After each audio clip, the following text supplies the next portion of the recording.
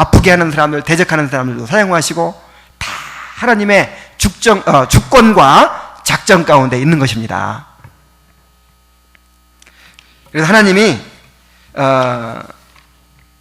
이런 것들을 사용하셔서 우리를 빚어가실 뿐만 아니라 우리가 고난당하는 만큼, 우리가 눈물 흘리는 만큼 하나님께서 다 갚아주실 줄로 믿습니다. 다 보상해 주실 거예요. 그리고 저 악한 자들에 대해서, 또 우리 눈물 나게 만들고 또 우리에게 고통을 주고 한 사람들, 하나님께서 다 심판하실 거예요.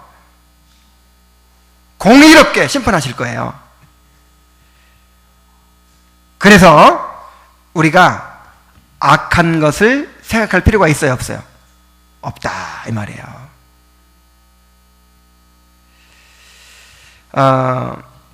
우리 창세기 50장 18절부터 20절까지 한번 보겠습니다.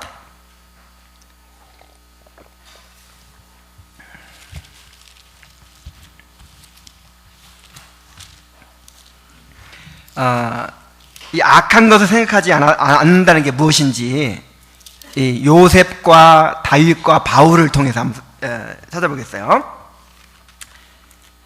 성경에는 이런 실예들이 있어요. 실예들. 창세기 50장 18절부터 보면은 그의 형들이 또 친히 와서 요셉의 앞에 엎드려 이르되 우리는 당신의 종들이니이다. 요셉이 그들에게 이르되 두려워하지 마소서. 내가 하나님을 대신하리이까. 당신들은 나를 해하려 하였으나 하나님은 그것을 선으로 바꾸사 오늘과 같이 많은 백성의 생명을 구원하게 하시려 하셨나니 당신들은 두려워하지 마소서. 내가 당신들과 당신들의 자녀를 기르리이다 하고 그들을 간곡한 말로 위로하였더라. 자, 이게 악한 걸 생각지 않는 모습이에요. 사랑은 악한 걸 생각지 않는다 할 때 바로 이 모습을 가리키는 거예요. 자, 요셉만큼 상처 많은 사람 없어요. 요셉만큼 한이 많은 사람 없을 거예요. 억울한 사람이 없을 거예요. 이 요셉의 엄마는 라헬이죠. 그 다음에 형들 엄마는 라헬의 라이벌이었던 레아, 아들들이잖아요. 그러니까 얼마나 형들이 미워했겠어요. 아버지 안 볼 때 얼마나 막 꿀밤 때리고 했겠어요. 그리고 편애를 받으니까 얼마나 미워했겠어요. 형들이 미워하다 나중에 어떻게 해요? 나중에는 이제 죽이려고, 실제 죽이려고 했잖아요. 우리 죽여버리자. 구덩이에 집어넣고. 그 다음에 이제 겨우 누가 말렸죠? 루벤이 말렸죠. 루벤이 말려가지고 팔아버렸잖아요. 팔아버린 건요, 이 죽인 것만큼이나 더 잔인한 일이에요. 그래서 왕자처럼 그렇게 채색 옷 입고 살던 아들이 하루아침에 먼 나라에 가서 노예가 돼버렸잖아요. 그 고생이 얼마나 기가 막혔겠어요. 그냥 성경에는 이렇게 길게 안 나오니까 그렇지 말도 안 통했을 거예요. 처음에는 애굽말 알아요? 거기 가가지고 처음에 노예로 가면 노예를 길들이는 거예요. 처음에 얼마나 많이 맞았겠어요. 얼마나 많이 참 학대를 받았겠어요. 그러면서 얼마나 참 그 형들이 원망스러웠을까요? 형들이 미웠을까요? 그런 한이 있는 거예요. 그런 상처가 있을 수 있는 거예요. 그런데 요셉을 보니까 그런 게 있어요, 없어요? 기록해뒀어요, 안 기록해뒀어요? 기록해둔 게 없어. 계산해둔 게 없어. 너희들 그렇게 했지? 두고 보자. 이게 없어요. 왜 없어요? 왜 없을까요? 요셉은 하나님의 은혜를 받았거든요. 그리고 모든 일을 합력하여 선을 이루시는 그 결과를 봤거든요. 그래서 당신들은 나를 해하려 하였지만 하나님께서는 그 해를 뭘로 바꾸셨다? 선으로 바꾸셨다. 그래서 요셉이 무슨 말을 해요? 내가 하나님을 대신하리이까. 우리 한번 따라해 봅시다. 내가 하나님을 대신하리이까. 그러니까 이게 무슨 말이에요? 다른 사람이 나한테 잘못한 거, 나한테 상처 준 거, 요거 기록해 놓고, 요거 딱 목록 작성해 놓고, 미워하고 용서하지 않고, 이거 지금 누구를 대신하는 거야? 내가 하나님 노릇하는 거야. 내가 하나님 노릇하는 거예요. 내가 심판하고 내가 정죄하고 내가 어떻게 갚겠다는 거야. 지금 하나님께서 허락하신 일인데, 하나님께서 허락하셔서 지금 나를 빚으시고 그 다음에 또 하나님의 뜻을 이루시려고 하신 일인데, 내가 그것을 보복하려고 하고 내가 미워하고 내가 심판하고, 이거는 하나님의 권한을 침해하는 일이다 하는 말이에요. 요셉은 그러지 않았어요. 그래서 당신들은 두려워하지 마소서, 내가 당신들과 당신들의 자녀들을 기르리이다 하고 그들을 간곡한 말로 위로했어요. 그러니까 용서할 뿐만 아니라 그들을 불쌍히 여기는 거예요. 왜 불쌍하죠? 악한 일에 쓰임받았잖아요. 말하자면 영화로 치면 내가 주인공이라면 그 사람은 무슨 역할을 한 거예요? 악역. 그러니까 불쌍해요, 안 불쌍해요? 주인공 안 해봐서 잘 모르겠어요? 주인공이 빛나게 하려면 뭐가 필요해요? 악역이 필요하잖아요. 그럼 다 주인공 하고 싶지, 누가 악역 하고 싶은 사람이 있겠어요? 근데 하나님이 주권적으로 나는 주인공 만들고, 그 다음에 요 악인들은 뭘 만들었어요? 악역을 만들었잖아요. 그러니까 아무리 나한테 상처를 주고 나를 미워하고 팔아먹고 했어도 불쌍해. 그러니까 내가 이제 당신들을 돌보겠습니다. 내가 당신의 자녀들을 잘 기르겠습니다. 이만큼도 원한이 없어요. 아니, 원한이 있을 수가 없죠. 이만큼도 마음에 한이 남지 않았어요. 이것이 구원받은 자의 마음입니다. 이것이 은혜 받은 자의 마음이란 말이에요. 자, 또 다윗의 이야기를 읽어볼 수가 있는데, 다윗은 그냥 찾지 않고 내가 말로 할게요.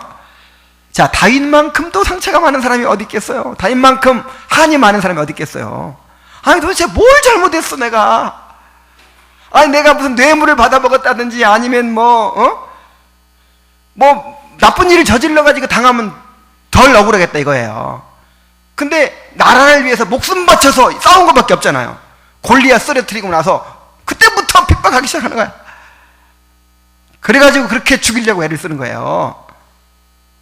그래서 부모로부터도 떨어지고 고향으로부터 떠나고 친구들도 다 떠나고 떠나오고 완전히 그냥 광야에서 유리하는 신세가 돼가지고 10수년을 그렇게 고난당했잖아요. 그럼 이를 갈만하죠? 이를 갈고 내가 반드시 원수 갚는다. 그렇게 해야 되죠. 근데 다윗은 기록해두지 않았어요. 그 목록을 작성해두지 않았어요. 그래서 나중에 사울과 요나단이 죽었을 때 어떻게 했습니까? 이 조가를 지어서 백성들에게 부르게 하면서 그렇게 통곡하고 울었어요. 왜 그렇습니까? 다윗은 은혜 받은 사람이기 때문에, 다윗이 주인공이기 때문에. 다윗이 주인공이에요? 사울이 주인공이에요? 다윗이 주인공이지. 다윗을 만들기 위해 사울이 지금 악역을 한 거거든요.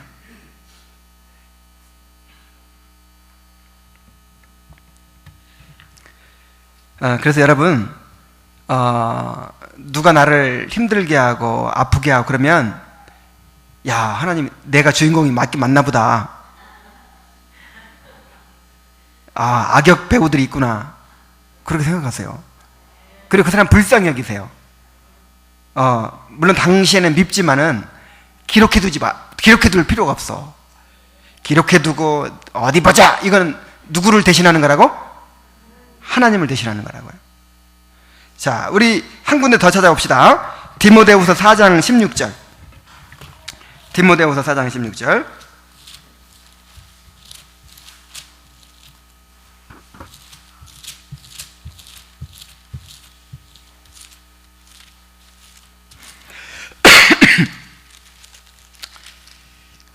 여기 이제 바울의 이야기가 나옵니다.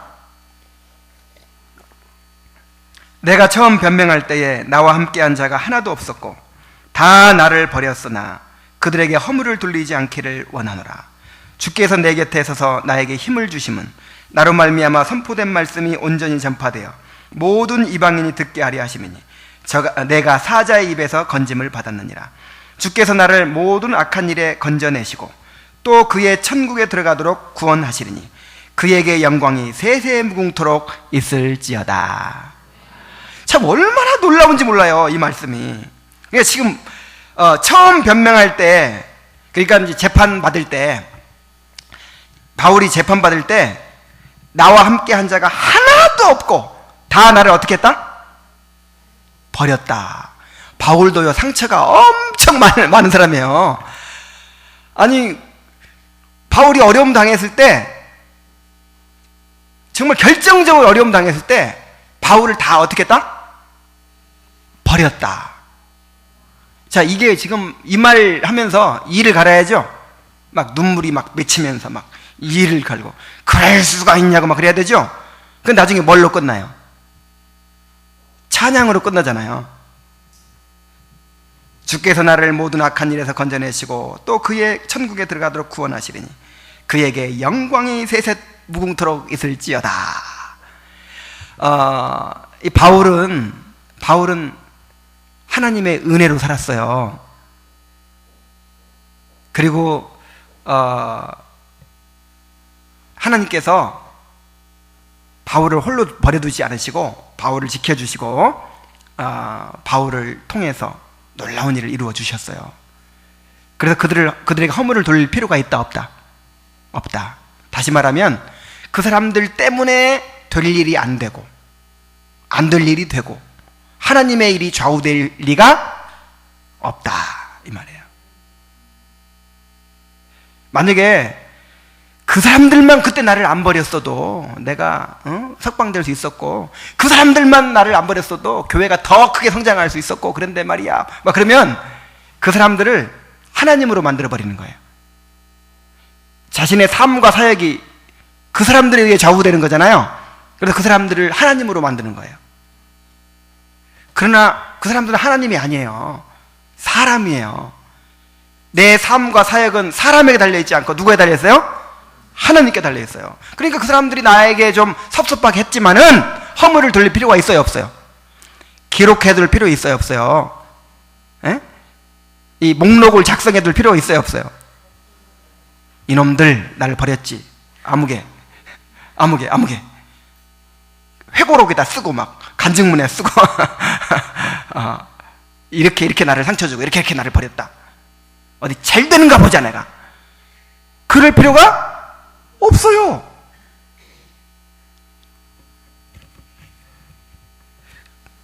그래서 여러분, 정말 구원받았다면 악한 것을 생각하지 않는 사람들이 되어야 할 줄로 믿습니다. 자, 구체적으로 더 한번 적용을 해볼게요. 과거에 받은 상처 때문에 한을 품고 살아가는 사람들이 있어요. 상처가 많은 사람들. 그래서 이제 이 상처를 치유해야 된다 그러죠. 이 상처가 있는 사람들은요, 이 말씀이 안 들어간대요. 이 상처가 이게 딱 가로막고 있기 때문에 말씀이 안 들어가요. 그래서 성령의 역사를 못 해요. 그래서 일단 이 상처를 치료받아야, 내적 치유를 받아야, 이제 상처가 치유되고 나야 말씀이 들어오기 시작하고 성령께서 역사하기 시작해요. 아멘? 노맨입니다. 그런 게 어디 있어요? 아니, 그런 게 어디 있어요, 성경에? 이게 오늘날 이 내적 치유니 심리학이니 이런 것들이 이렇게 말씀의 자리를 차지하고 있는 거예요. 잘못된 거예요. 아, 그럼 옛날에 내적 치유 없던 때, 그럼 옛날에는 상처가 없었죠? 초대교회 때는 상처가 없었죠? 더 많았죠. 그때는 노예들 있는 시대고 애들을 그냥 물건 다루듯이 하던 시대고 여자를 사람 취급도 안 하던 시대인데 한이 많고 상처가 많죠. 그때 내적 지혜도 없었어요. 그럼 어떻게 말씀이 들어가고 성령이 들어가요? 이게 다 지금 이게 복음이 약화되고 정말 이 인간의 행복이 지상 과제인 것처럼 참 인간 중심으로 이렇게 모든 것이 바뀌어지는 그런 현상이에요. 내가 지금 상처가 있고 내가 지금 힘든데 무슨 하나님이고 뭐고 무슨 회개고 뭐고 이런 게 나한테 무슨 소용이냐 이거예요. 당장 내가 치료받고 내가 더 편해진 다음에야 이제 말씀이 들어오고. 여러분, 진정한 치유는 자신의 죄를 깊이 깨닫고 회개할 때 일어나는 줄로 믿습니다. 그래요 안 그래요? 정말 그래요. 내가 그랬어요. 내가 진짜 치유가, 나도 참 내적 치유 쫓아다니고 굉장히 참 했던 사람인데, 진짜 치유는요 내가 내 죄를 깊이 알게 되니까, 그리고 이 죄를 용서해 주신 주님의 사랑을 알게 되니까 그때 치유가 되더라고요. 근본적으로. 그래서 죄를 깨닫고 회개하는 거, 구원받고 하나님의 사랑을 알게 되는 것이 진짜 치유인 줄로 믿습니다.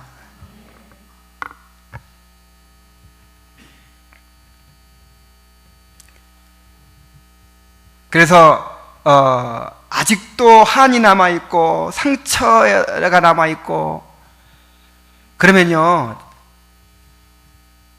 죄송한 말씀이지만은 그런 사람은 진짜 내가 구원의 은혜를 체험했는가를 점검해 봐야 돼요. 아니, 구원이 그렇게 값싼 것입니까? 구원이 하나님의 사랑을 경험하는 거잖아요. 에? 그래서 구원받으면요, 아무리 큰 상처를 받았어 다 보상이 되고 남는 거예요. 아니, 심지어 내가 죽어도 억울하지 않은 거예요. 그러니까 기쁨으로 순교까지 하죠. 맞아요? 구원은 우리가 어떤 손해를 보고 어떤 상처를, 우리 인생을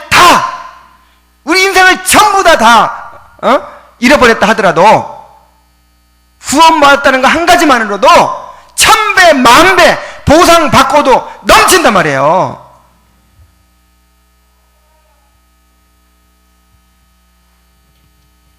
그래서 정말 나는 이 상처 때문에 아니면 어떤 억울한 일 때문에 한을 가지고 있고 이런 사람들은 하나님의 은혜를 체험해야 돼요. 자기의 죄를 깨달아야 돼요. 내가 얼마나 큰 죄인인가 깨달으면요, 그런 거 다 해결돼요. 자, 또 한 가지, 다른 사람의 잘못을 오래도록 마음에 새겨두고 해결하지 않는 사람들이 있어요. 이 목록을, 왜냐하면 이건 권리거든요. 하나의 권리. 이 빈문서는 하나의 권리죠. 채권자. 그래가지고 요거를 없애버리면 허무해지는 거예요. 그러니까 요거를 붙잡고 안 놔.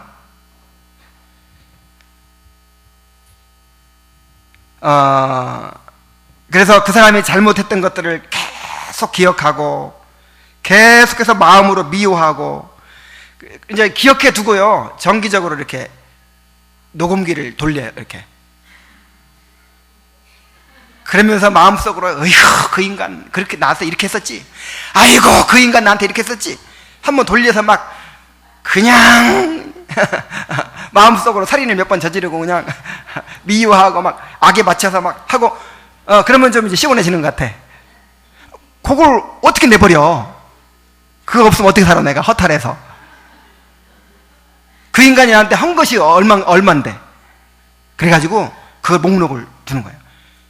그리고 무슨 일만 벌어졌다 하면 그거를 다 꺼내요. 또 이제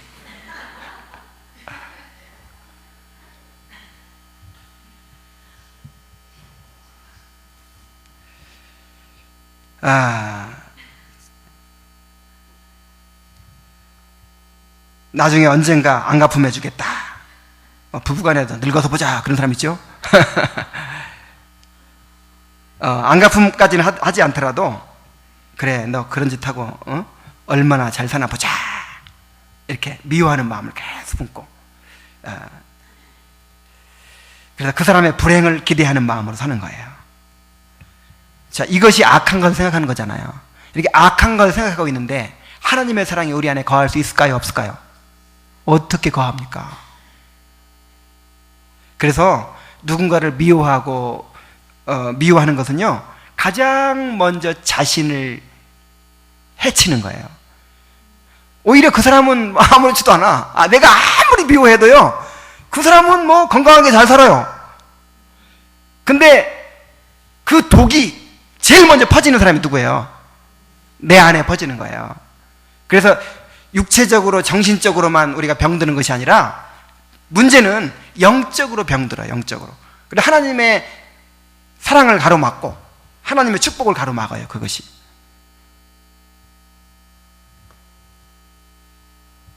아직도 용서하지 못하고 있는 사람이 있다면 회개해야 됩니다. 회개해야 돼요. 1만 달란트를 탕감받았다면, 탕감 못 받았다면 좀 이해가 돼요. 탕감 못 받았으니까 어떻게 그거를 용서하겠어요? 빨리 모아서 갚아야 되는데.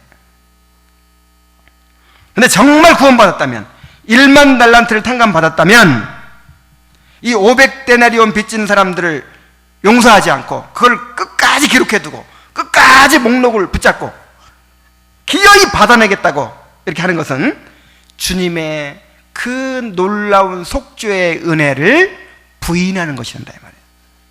그러니까 주인이 이제 1만 달러 탕감받은 사람한테 노했다 그랬죠. 너무 화가 나는 거예요. 주인이 왜 화가 났을까요? 내가 베푼 은혜가 의미가 없어져 버렸잖아요. 내가 베푼 은혜가 아무런 역할을 못 해버리잖아요. 그러니까 그 1만 달란트 탕감해준 그 은혜를 부인하는 것이 됐다 이 말이에요. 아니 그렇게 큰 놀라운 구원을 받았다면서, 그렇게 큰 은혜를 받았다면서, 하나님의 은혜로 이 쓸데없는 자 왜 구속하여 주니 나는 알 수 없다. 찬양 부를 때는 그렇게 감격하게 가지고 이렇게 부르면서, 아니 500단으로는 빚진 사람들 멱살 잡고 내 돈 갚으라고 하면 하나님께로부터 받은 속죄의 은혜를 부인하는 것이 된다니까요. 그 찬양 그냥 내 감정에 그냥 빠진 거고.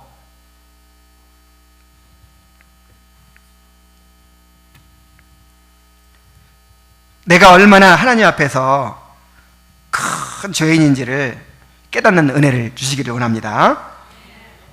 그래서 하나님께서 나를 그 죄에서 어떻게 구원해 주셨는지를 또 깨닫고 그 하나님의 은혜를 힘입어서 용서할 수 있기를 바랍니다.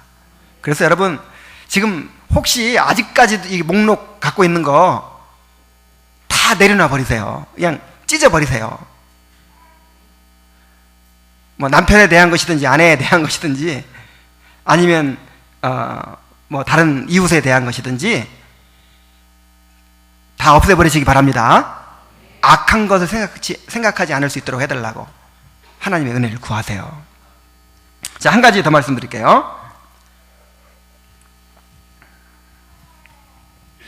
다른 사람들에 대해서 함부로 판단하는 것도 악한 것을 생각하는 것이 되는 거예요. 다른 사람들에 대해서 이렇게 이제 함부로 판단하는 거, 다른 사람의 행동이나 태도에 대해서 그냥 내 주관적으로 해석해버리고 또 판단하고 그렇게 바라보는 거, 이런 것도 악한 것을 생각하는 것이 됩니다. 이 우리의 시각은 완전히 객관적일 수 없어요. 나의 경험이나 나의 현재 상태나 또 그 사람과의 관계에 따라서 영향을 받습니다. 그래서 똑같은 사건을 경험하면서도 어쩌면 그렇게 다르게 판단하고 평가를 하는지 몰라요. 예를 들어서 이제 어떤 한 사건을 신문이 보도를 하는데 그냥 그 사건이 있던 사건을 그냥 보도하는 거죠.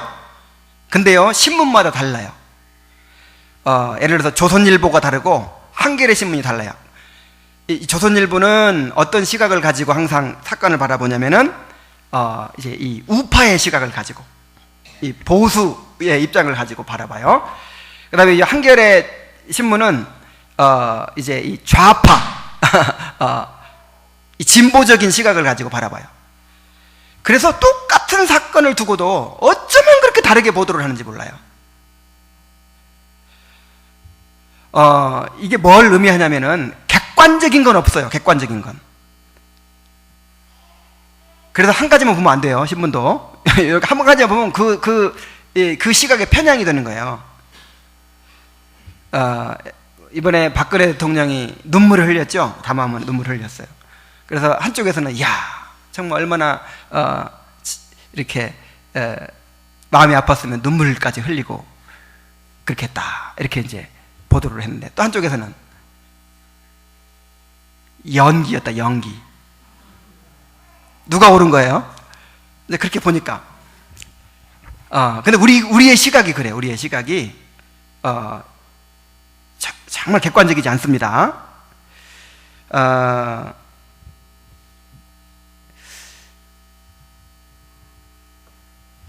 그래서 부부간에 이제 갈등이 일어나고 서로 싸우는 거 보면은 똑같은 사건을 경험했는데 둘이 보는 시각이 완전히 다르죠. 내가 언제 그랬어? 그랬잖아. 언제 그랬어? 둘 다 옳아요. 둘 다. 뭐가 틀린 거예요? 이 관점이 다른 거예요.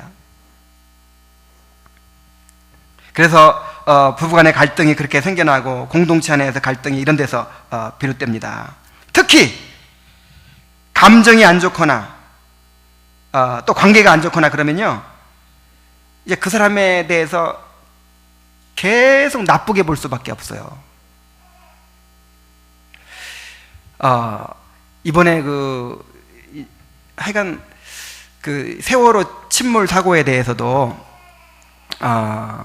이 음모론이 막 등장하고 있어요. 음모론. 그러니까 어떤 음모냐면은 이제 정부에서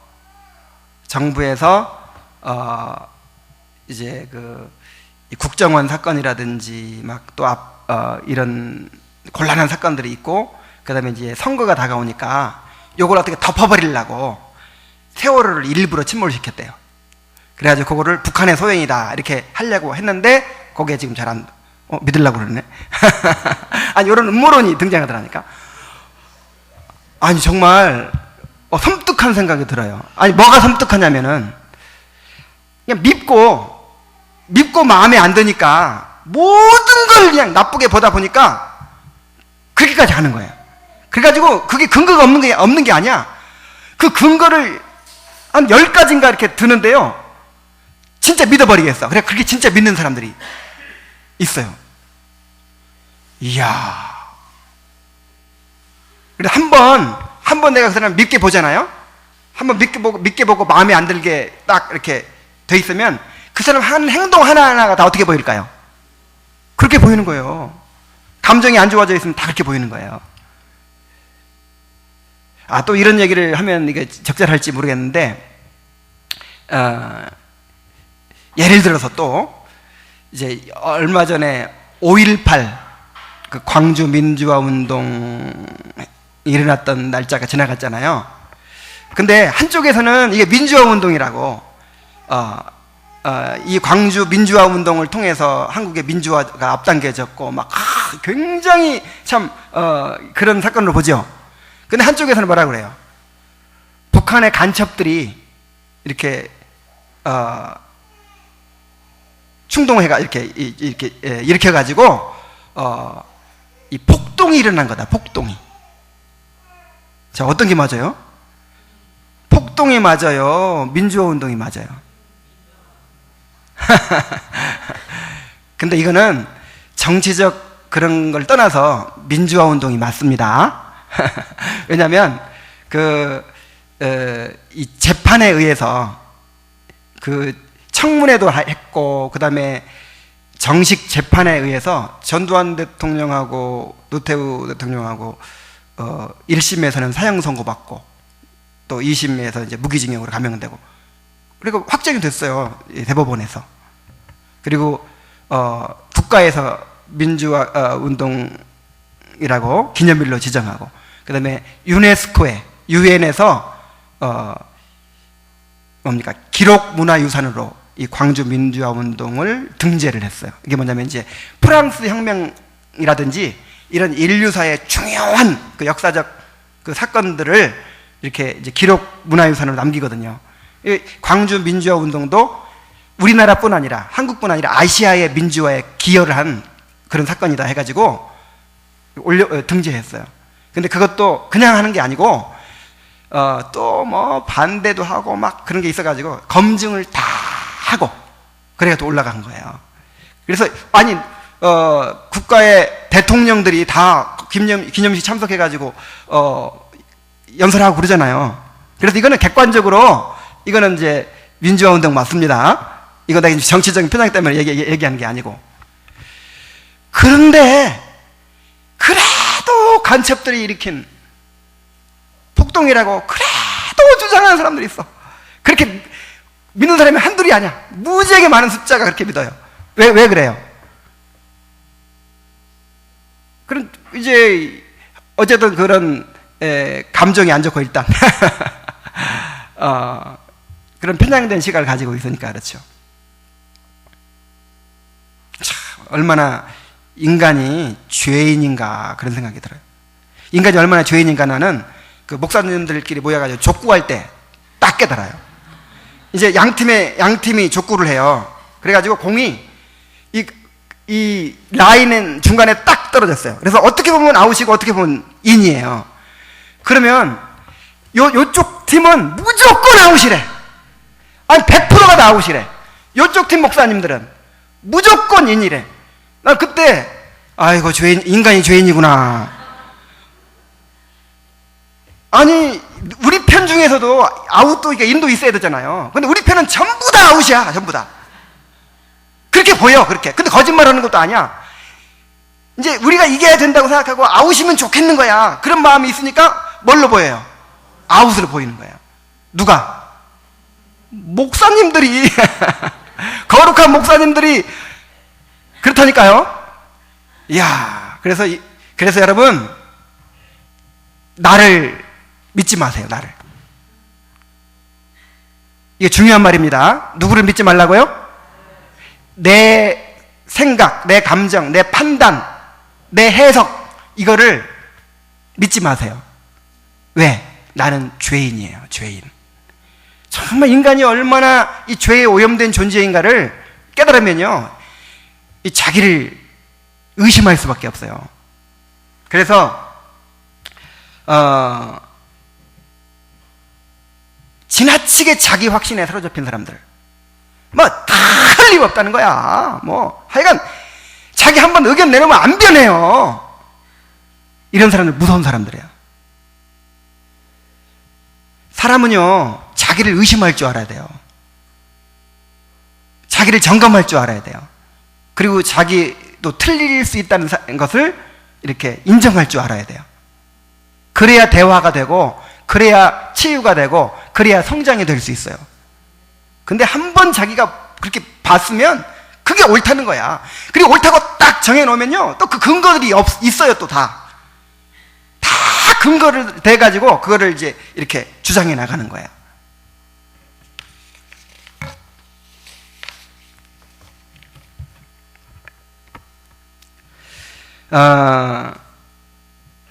그래서 우리는 내가 죄성이 있기 때문에 그렇게 편향적으로 바라볼 수 있다. 이런 가능성을 항상 생각해야 됩니다. 그래서 주님께서 비판하지 말라고 하신 거예요. 이번 주일에 이제 비판하지 말라는 설교를 할 텐데, 그래서 함부로 비판하지 말라고 하신 거예요. 우리는 사람들에 대해서 함부로 판단하고 악한 것을 생각하는 대신에 오히려 좋게 바라봐주는 사람들이 돼야 돼요. 나쁘게 해석하지 말고 이왕이면 어떻게 해석해요? 좋게 해석해 주세요. 그냥 좋게. 씩 웃으면 비웃는구나. 그러니까 내 상태에 따라 그렇게 한다니까. 내가 위축되어 있거나 자신이 없으면요, 씩 웃으면 비웃는구나 이렇게 돼요. 근데 내가 자신감 있고 막 뭔가 충만해져 있으면 야, 이 사람 나 좋아하네 그렇게 되는 거고. 그래서 다른 사람의 동기를, 숨은 동기를 함부로 판단하는 거, 이거는 하나님 노릇하는 거예요.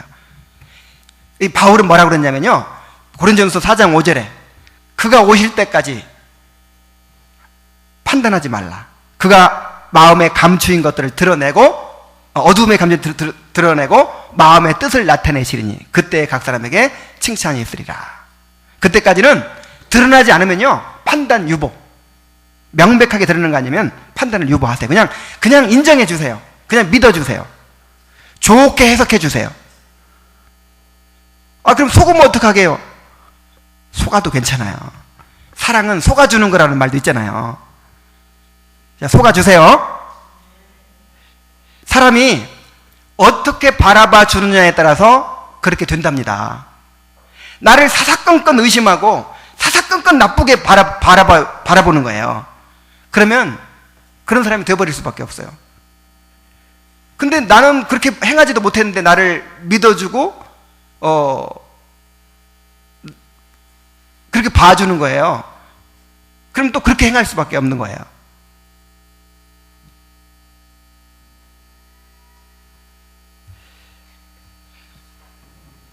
악한 것을 생각하지 않는 사람들 되기 바랍니다. 악한 것을 생각하지 않는 사람이 되려면 우리가 이제 구원받아야 되겠고, 또 하나님의 은혜 안에 거해야 될 줄로 믿습니다. 이 죄성이 나를 지배하고 나를 주장하지 못하도록 하나님의 은혜가 우리 마음을 주장하고 지배하도록 이렇게 할 때 우리가 악한 것을 생각하지 않는 그런 사람들이 될 수 있을 줄로 믿습니다. 우리 기도하겠습니다. 자, 이 시간에 한번 오늘 주신 말씀에 대해서 한번 기도할까요?